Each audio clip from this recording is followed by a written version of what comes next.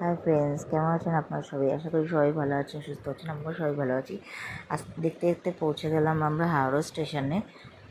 আমরা ট্রেনের জন্য অপেক্ষা করছি। আমাদের আগেই আমার ননদ, আরও একটা ফ্যামিলি, আরও কিছুজন ব্যাচেলার ছেলে, বন্ধু তারাও পৌঁছে গেছিলো। আর আমরাও অ্যানাউন্স করছিল যে ওখানে ট্রেন ঢুকছে।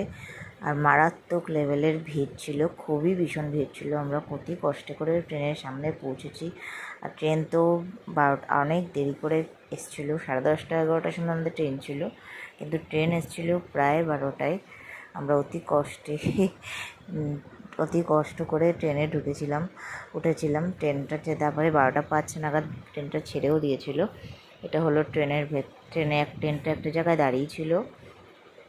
তারপর আমরা সেটা দেখছিলাম, অনেকটা নিচু ওই জায়গাটা। আর এটা হলো কোলাঘাট নদী। আমরা কোলাঘাট নদী পার হচ্ছিলাম। আর ট্রেনে তো সবাই ঝালমুড়ি খাই, আমরাও খেয়েছিলাম।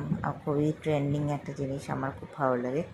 আমরা দেখতে দেখতে পৌঁছে গেছি দীঘা স্টেশনে। সব লাগেজ নিয়ে আমরা আস্তে আস্তে প্ল্যাটফর্মের দিকে এগোচ্ছি। প্ল্যাটফর্মের বাইরের দিকে এগোচ্ছিলাম। সবাই লাগেজ নিয়ে সবাই আস্তে আস্তে, এটা আমাদের হাওড়া থেকে দীঘা আসার ট্রেন ছিল। আমরা আস্তে আস্তে বাইরের দিকে এগোচ্ছি, যেখানে গাড়িতে করে আমরা যাব।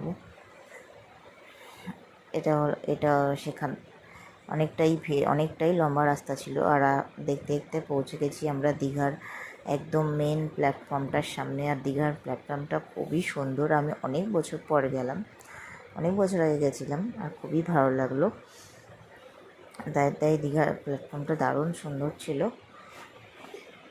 আর দেখতে দেখতে আমরা পৌঁছে গেছি দীঘার প্ল্যাটফর্মে। আর বাইরেটায় আমরা এখান থেকে টোটো করে হোটেলে পৌঁছেছিলাম।